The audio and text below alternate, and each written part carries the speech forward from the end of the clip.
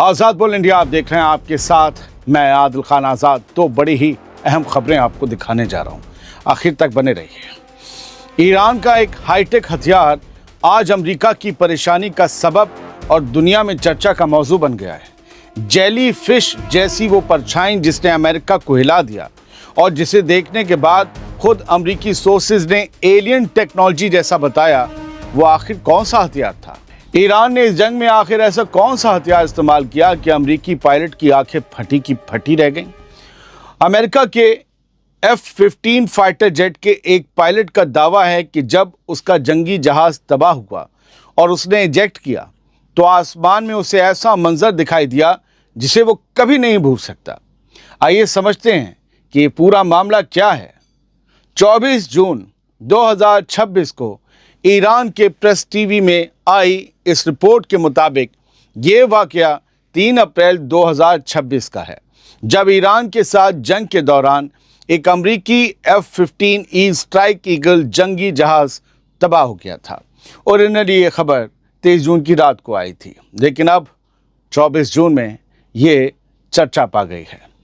खबर के मुताबिक अमरीकी पायलट ने जहाज से इजेक्ट करके अपनी जान बचाई, लेकिन हवा में उतरते वक्त उसने जो देखा या उड़ते वक्त जो उसने देखा, उसने अमरीकी इंटेलिजेंस एजेंसियों को भी जांच शुरू करने पर मजबूर कर दिया कि भैया ये बवाल क्या है जो हमारे पायलट ने देखा है। पायलट का दावा है कि उसके चारों तरफ आसमान में ड्रोन का एक बहुत बड़ा झुंड उड़ रहा था। ये ड्रोन किसी आम फॉर्मेशन में नहीं थे, बल्कि समंदर में तैरने वाली जेली फिश जैसी शक्ल बनाकर एक खास पैटर्न में मूव कर रहे थे। पायलट का कहना है कि पहले उसे लगा जैसे वो कोई ख्वाब देख रहा हो। बाद में अमरीकी सोर्सेज ने इस पूरे मंजर को इतना अजीब बताया कि उसे एलियन टेक्नोलॉजी जैसा करार दे दिया। द न्यूयॉर्क पोस्ट में तो एलियन टेक्नोलॉजी के साथ गाली भी छपी कि यार ये क्या, वो लोग बात में गाली देते हैं ना। सुनिए दोस्तों, अमरीकी पायलट ने ईरान के आसमान में जो देखा उसने खुद अमरीका को भी हैरत में डाल दिया। उसका कहना है पायलट का कि उसने ऐसे ड्रोन देखे जो किसी फिल्मी मंजर जैसे लग रहे थे, यानी ये ईरान के आम ड्रोन नहीं थे, कुछ अलग था।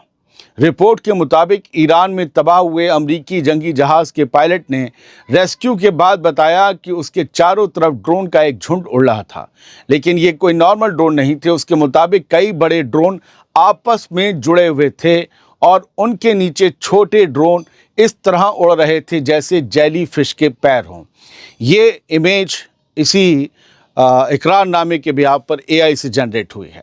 CNN से बात करने वाले एक सोर्स ने, जिसने पायलट का बयान देखा है, उसने कहा है कि ड्रोन एक ही यूनिट की तरह साथ साथ मूव कर रहे थे। उस सोर्स ने इस मंजर को बयान करते हुए कहा, ये बिल्कुल किसी एलियन टेक्नोलॉजी जैसा लग रहा था।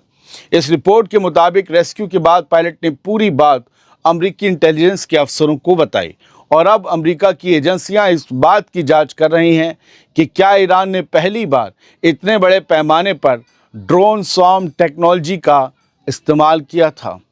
पहली बार, क्योंकि अभी तक ईरान ने ऐसा नहीं किया था। क्या ये वही हथियार हैं जिनको लेकर ईरान बराबर कहता आया है कि फिर जंग हुई तो चौंका के रख देंगे, ऐसे हथियार चलाएंगे? फिलहाल जो रिपोर्ट आई है उसमें जो दावा किया गया है, अगर वो सही साबित होता है तो एक्सपर्ट्स का मानना है कि ईरान की ड्रोन ताकत पहले के अंदाज़ों से कहीं ज़्यादा एडवांस्ड मानी जाएगी। मगरबी मुल्क पहले भी कहते रहे हैं कि ईरान कम लागत वाले हाईटेक ड्रोन तैयार कर रहा है, लेकिन अगर जेली फिश जैसी इस फॉर्मेशन की तस्दीक हो जाती है तो आने वाले वक्त में जंग लड़ने का तरीका भी बदल सकता है।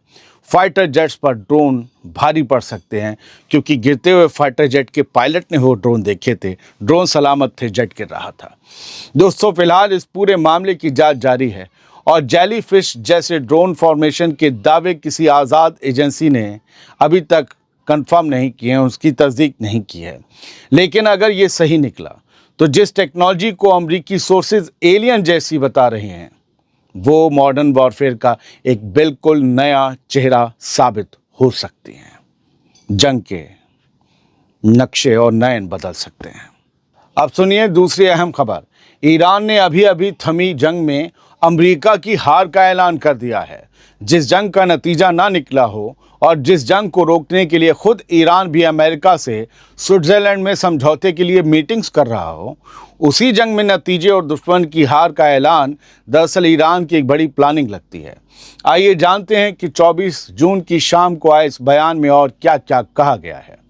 अमेरिका और ईरान के बीच हुई डील को लेकर ईरान की तरफ से एक और बड़ा दावा सामने आया है दोस्तों। ईरान कह रहा है कि ये समझौता उसकी मजबूरी नहीं है बल्कि अमेरिका की शिकस्त का ऐलान है। ईरान ये कह रहा है कि हमने कोई मजबूरी में समझौते नहीं किए बल्कि अमेरिका हारा है, वो खुद मेज़ पर आया है, बात की है। 24 जून को अज़रबैजान में एक कॉन्फ्रेंस के दौरान ईरान की बातचीत करने वाली टीम के सरबराह मोहम्मद बाकिर गालिबाफ उन्होंने कहा कि इस्लामाबाद मेमोरेंडम किसी दबाव या मजबूरी का नतीजा नहीं था। उन्होंने कहा कि ये समझौता बहादुर ईरानी आवाम की मुज़ाहमत, सब्र और ताकत का नतीजा है। उनके मुताबिक यही वजह है कि इस्लामाबाद मेमोरेंडम दरअसल अमेरिका की शिकस्त का ऐलान बन गया है। ईरान मजबूर नहीं हुआ, यानी ईरान अब इस डील को अमन का समझौता कम और अमेरिका के पीछे हटने की निशानी ज़्यादा बताने की कोशिश कर रहा है।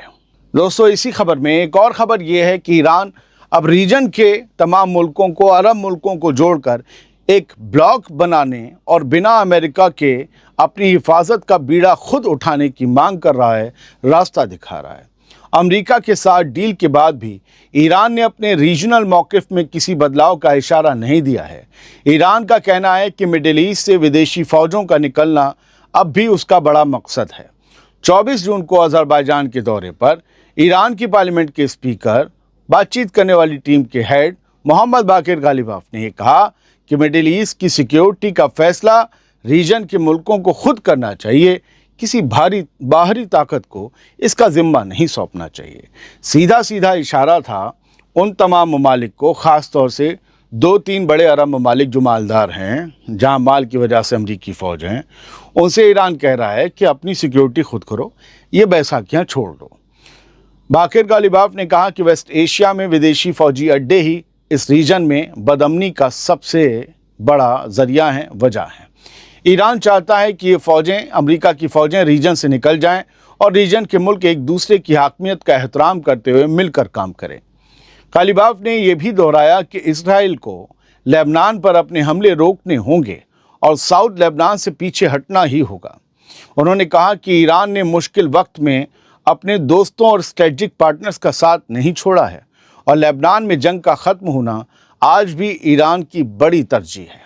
यानी अमेरिका के साथ डील अपनी जगह, लेकिन ईरान अब भी साफ ये कह रहा है कि मिडिल ईस्ट में अमरीकी फ़ौजों की मौजूदगी उसे मंजूर नहीं है।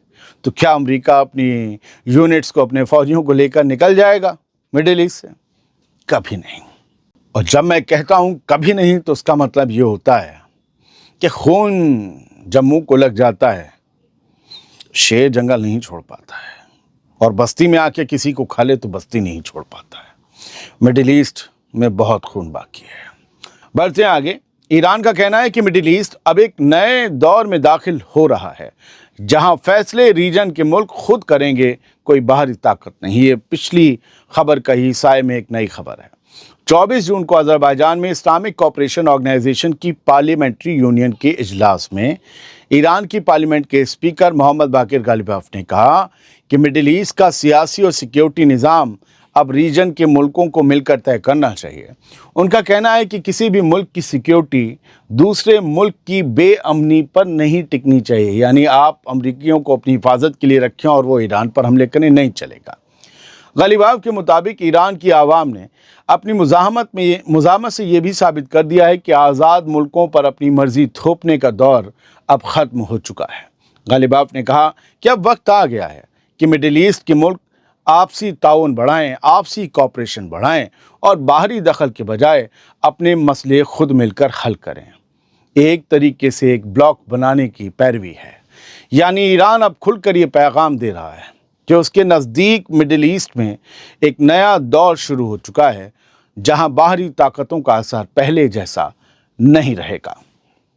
فی الحال یہ 2-3 بڑی خبریں تھیں، ڈیٹیل میں بنانے میں وقت لگتا ہے، کچھ لوگوں نے شاید پہلے پڑھ لی ہوں۔ کیا آپ نے اتنی ڈیٹیل میں کہیں پڑھی اور دیکھی تھی؟ ضرور بتائیے گا، کیونکہ میں چاہتا ہوں وہ کھیت میں بیٹھا ہوا ایک مزدور، ایک آدمی، ایک ٹپری پہ بیٹھا ہوا میرا ویور، میرا بھائی، وہ سب لوگ آسان زبان میں خبر کو سمجھ لیں، ایگزامپلس کے تھرو سمجھیں، کیونکہ جب ایگزامپلس کے تھرو سمجھایا جاتا ہے تو خبر آسان ہو جاتی ہے، بچے بھی سمجھ لیتے ہیں۔ اور ہمارے بچے آج اگر سیاست اور جیو پالیٹکس کو سمجھ لیں گے تو کل ذرا کم مات کھائیں گے۔